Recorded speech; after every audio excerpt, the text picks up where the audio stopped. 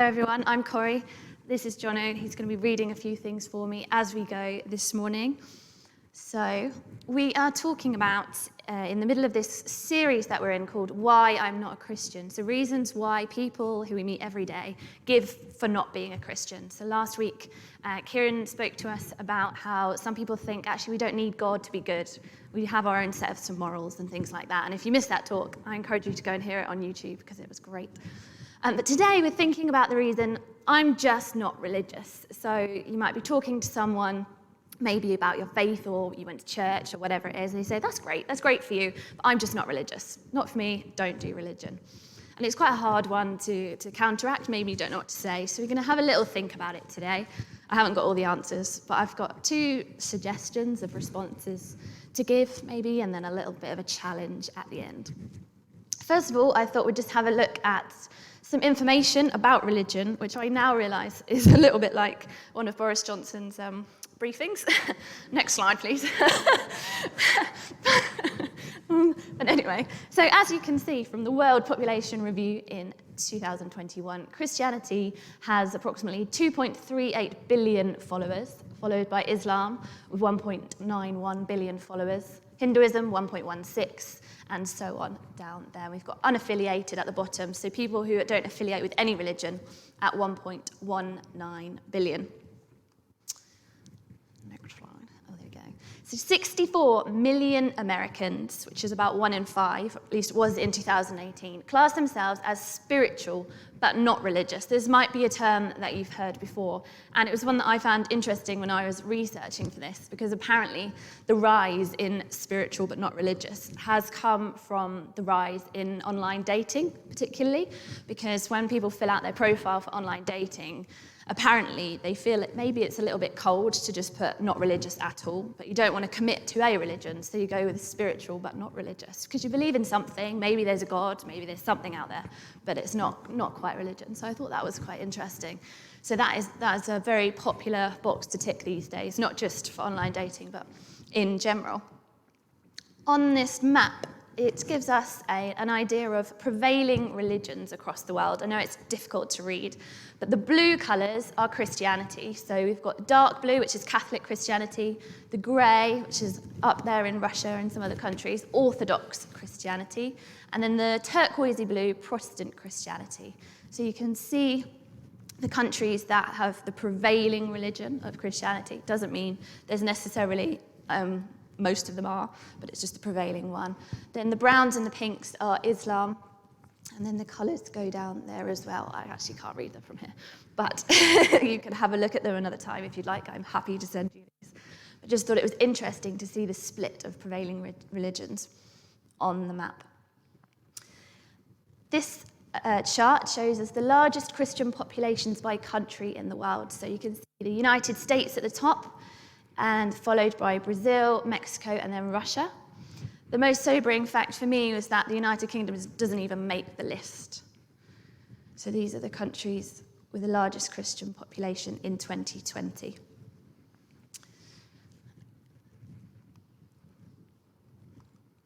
This is a pie chart from the UK in 2018, so 16 to 29-year-olds, which religion they affiliated with or nothing at all. And as you can see, no religion is by far in the majority.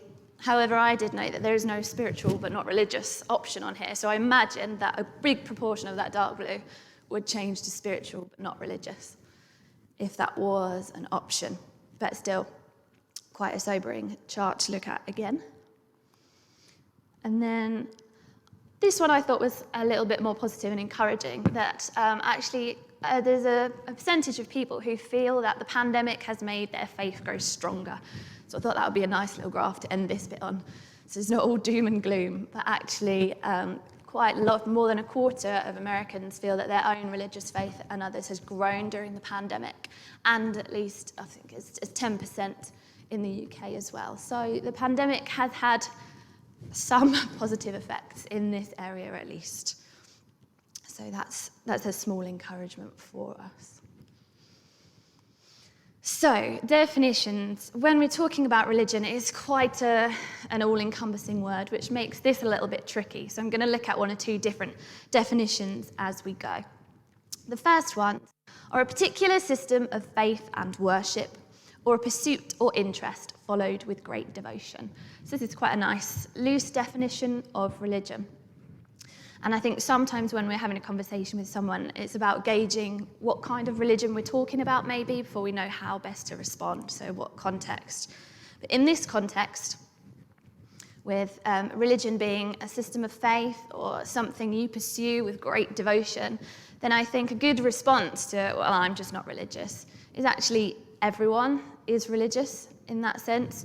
They probably don't realise it, you might not know it, but everyone has some sort of religion, something that they subscribe to, that they follow, that they worship.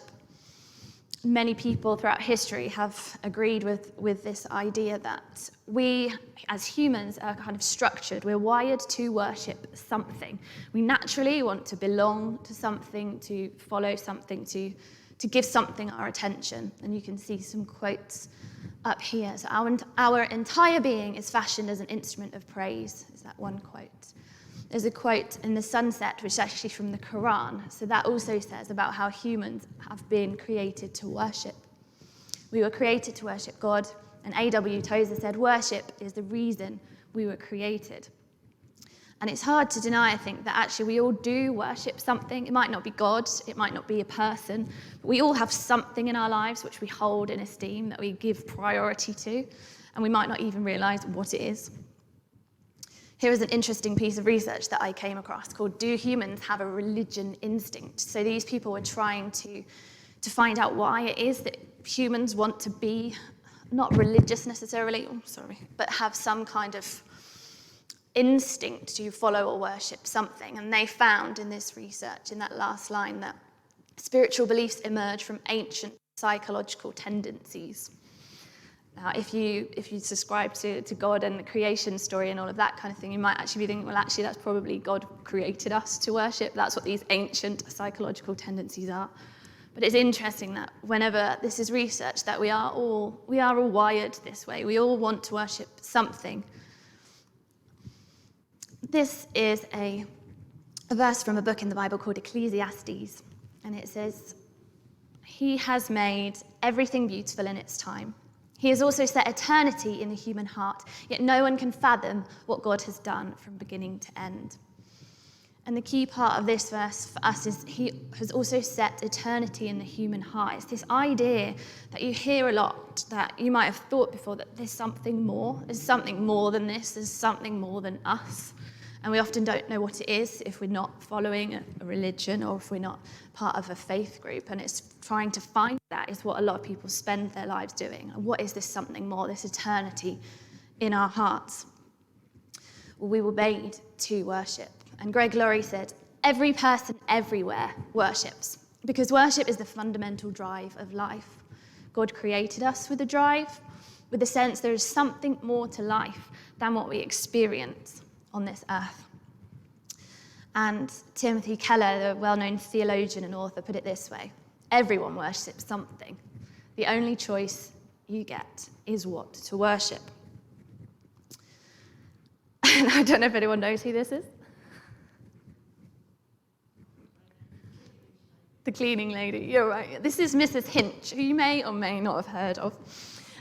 So Mrs. Hinch is just one of many Instagram, YouTube influencers these days.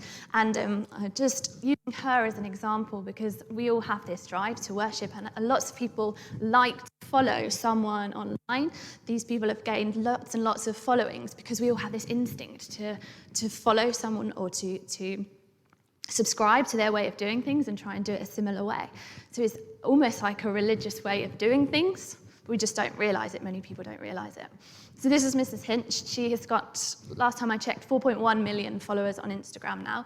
And she is a hairdresser from Essex who started to share her cleaning tips on Instagram, and it's really taken off in a big way. You can buy, essentially, the Bible. So Mrs. Hinch, hinch yourself happy. All the best cleaning tips to shine your sink and soothe your soul. Her followers are called Hinchers. And I'm not saying there's anything wrong with this, by the way, because I think she's great. And so, for example, up there at the top left, you can see what is called a minky, which is an antibacterial cleaning cloth. And when Mrs. Hinch shared this on Instagram, it sold out nationwide for weeks. So it's just an example of following something. It's a little bit religion-esque, but we probably wouldn't call it religion. But there's a huge rise in this culture with Instagram followers, so many influences and that sort of thing. So I just thought that was a fun example. If you're interested, she does have some great tips. So Flora has made a huge comeback because of her. She's got the amazing tip of how to perfectly pleat your curtains using toilet rolls. So there you go. Please don't make that your takeaway from today's message. Moving on. Yes, so response one was actually we are all worshipping something. We might not know what it is necessarily, we might not have thought about it, but even people who say that they're not religious, we have that something. We have something we prioritize. I think someone once said something about the way that you could find out what it is check your bank account, where is most of your money going? And I think another way you could do that is where is most of your time going? We just thought we'd have a little think quickly about things, maybe in our lives or lives of people we know that can become the thing we worship. They're things that aren't necessarily bad, there's nothing wrong with them, but it's about where our priorities lie. And so I've got a few things here which I've wrapped up because we are privileged to have these things in this country. They are gifts. Everything we have is a gift from God, but they can become what we could call idols, I suppose. I don't really like that phrase, but it could be something that we give too much of a priority to. So didn't know if Phoenix and Anya, maybe you want to give me a hand to unwrap my presents, to see what's inside. I thought you'd be super good at this. Don't feel you have to, because I have not prepped you for this, have I? Put you on the spot. If you would like to choose a present and just unwrap and see what it's inside, and we'll have a look as an example. So these are all things that, as I say, are not bad. I'm not saying these are things that we should have nothing to do with.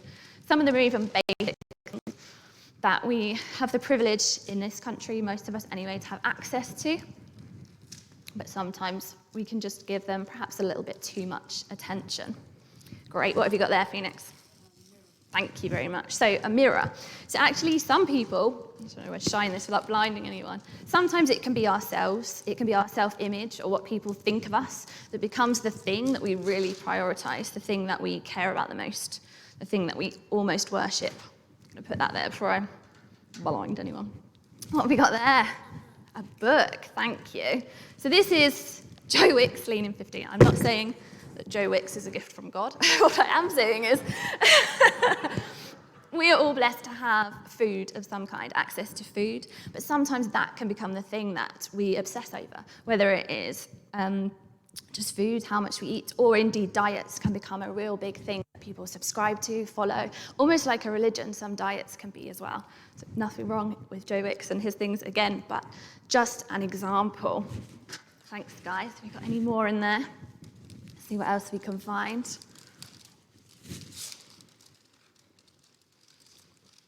Lovely. Brilliant. What have you got there, Phoenix?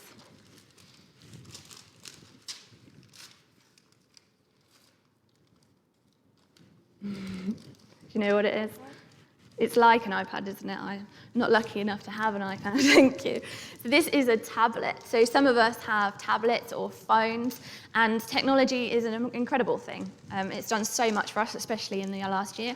Sometimes that can become a thing. Sometimes specific brands like Apple can become a thing that people really subscribe to, and they're queuing up at 4 o'clock in the morning to get the new iPhone 57 or whatever we're up to.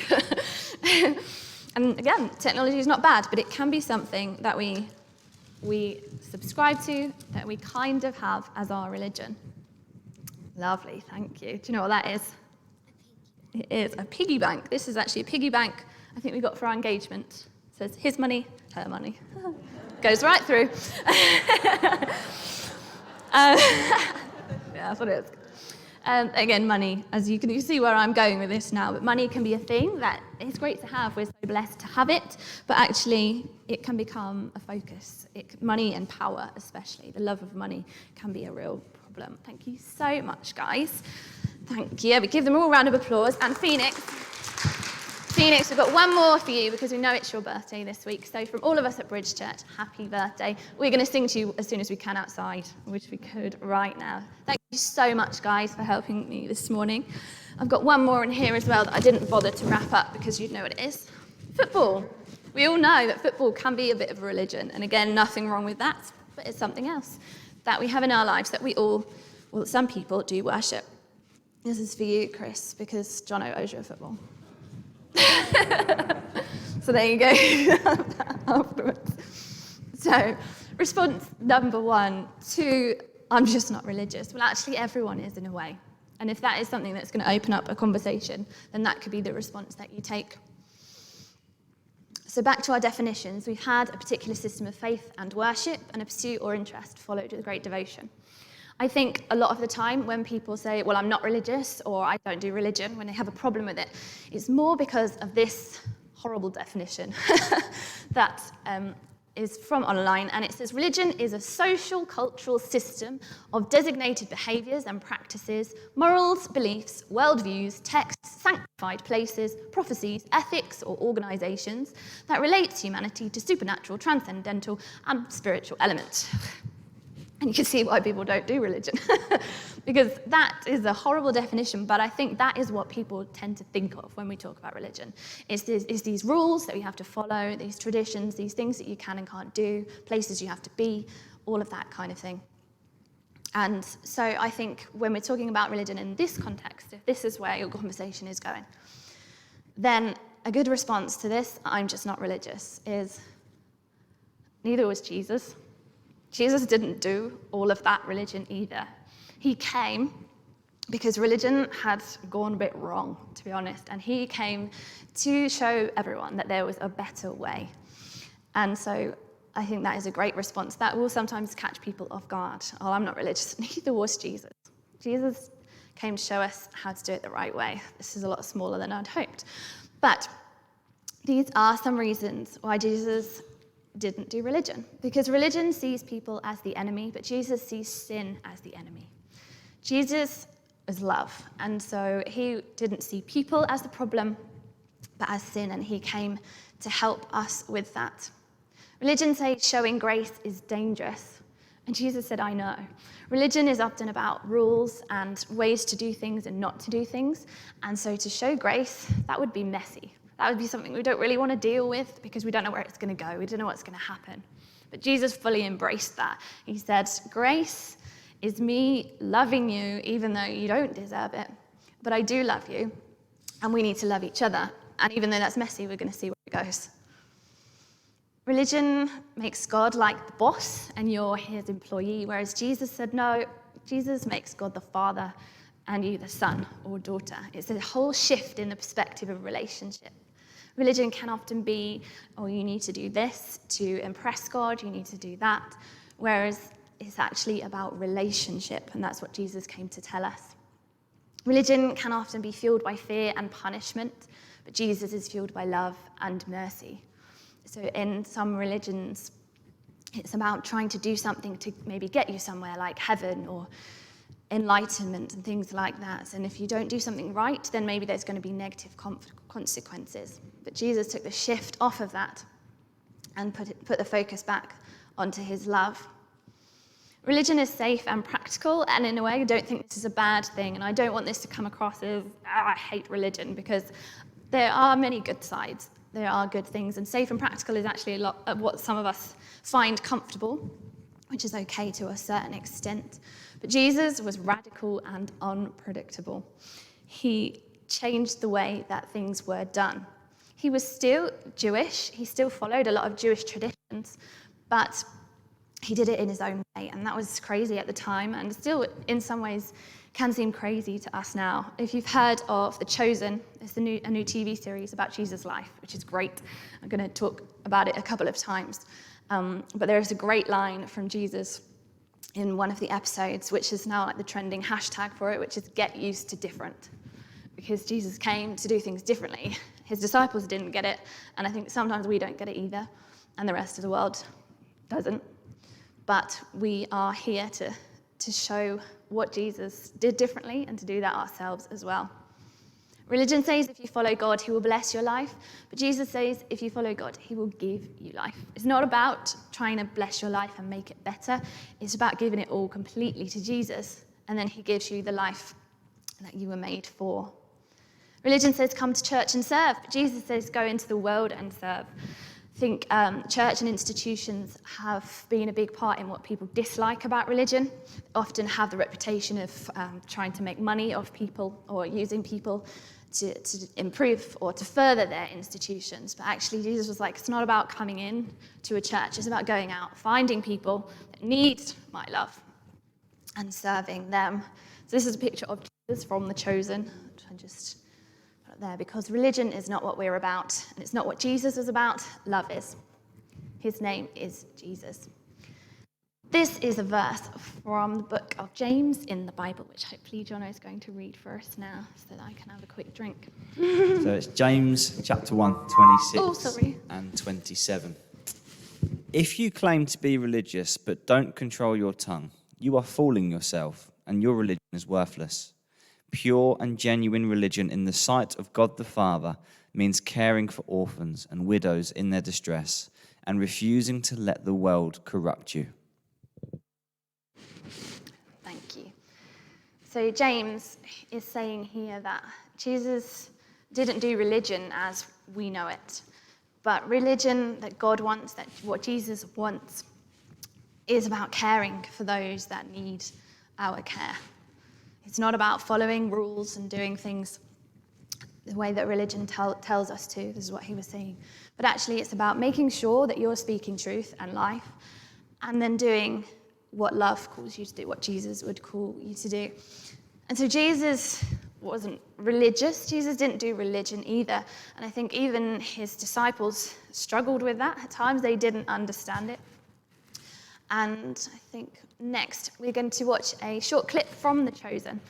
And it's a time when Jesus was here and he was calling people to follow him. And so this is a little clip of when he chose Matthew to follow him. Now, Matthew was a tax collector who worked for the Romans at the time, so the Jews hated him because he betrayed them. And so this is the clip of when that happens. And the interesting thing to note is the reaction of the disciples. Those that had already said, I follow Jesus, I worship Jesus. So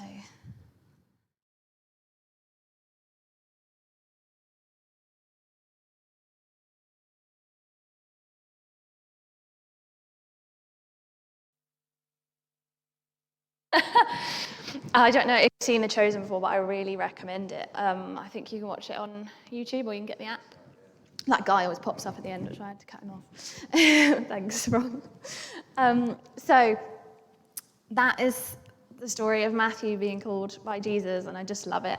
But Simon, bless him, he just doesn't get it. He says, do you know what you're doing, Jesus? This man is a tax collector. Just no, we don't like him.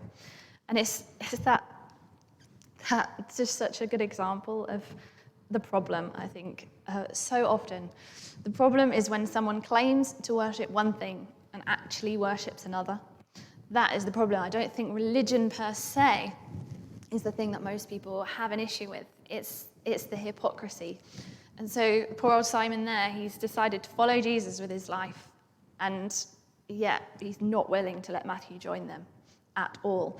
And we all know of examples. We probably know people who have found that is an issue. They knew a Christian who said that they follow Jesus, and yet they've done something completely hurtful. And we're all guilty of that at one time or another. There's a quote on here from the Da Vinci Code, which you may or may not have seen, may or may not like. But Sir Lee Tubing says, as long as there has been one true God, there has been killing in his name. And that's quite a sobering statement, because in a way, he has a point. Religion has been responsible for so many wars throughout history. But actually, is it the true God that was the problem, or the people that claim to worship him, but actually worship something else, whether that was money or land that they wanted to take, or power, or whatever it is? It's worshipping something else, but claiming to worship Jesus. That is where we have our problem. So the challenge this morning is, so who or what are you worshipping really? If you say you are worshipping Jesus, are you living that way? Or is there something, maybe one of these things that we talked about, or something completely different that is actually edging Jesus out of it? Because we don't want to be those people that put other people off by saying one thing and doing another. We've got one last reading. Thanks, Jono. Jesus criticizes the religious leaders. Then Jesus said to the crowds and to his disciples, "The teachers of religious law and the Pharisees are the official interpreters of the law of Moses. So practice and obey whatever they tell you, but don't follow their example, for they don't practice what they teach. They crush people with unbearable religious demands and never lift a finger to ease the burden. Everything they do is for show. On their arms, they wear extra wide prayer boxes with scripture verses inside, and they wear robes with extra long tassels. And they love to sit at the head of the table at banquets, in the seats of honor in the synagogues.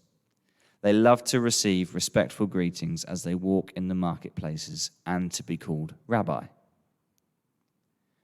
What sorrow awaits you, teachers of religious law, and you Pharisees, hypocrites, for you are all like whitewashed tombs, beautiful on the outside, but filled on the inside with dead people's bones and all sorts of impurity. Outwardly, you look like righteous people, but inwardly your hearts are filled with hypocrisy and lawlessness." Thank you.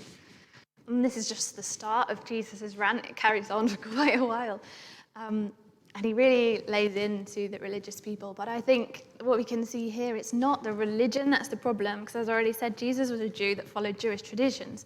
It was the people who claimed to be the religious leaders, who claimed to worship God, and yet they didn't live that out in their lives. They didn't help the people who needed help and all of that kind of thing. The hypocrites, as he says. So, to sum up, there's a couple of responses we could give in conversations. Everyone kind of is religious in a way, but if we're talking about this organized religion, Jesus wasn't a big fan of that either. It's about how we live our lives, whether our lives actually worship God, and we need to do our very best to make sure that is what other people can see, because that'll make the conversations easier as well. And so to finish off, I've got a spoken word performance? Poem? I don't know if you'd call it a poem. It's about a man comparing religion and Jesus. He is very anti-religion, and as I've said, I think there are good elements to religion, but it's a very interesting and thought-provoking piece to finish on.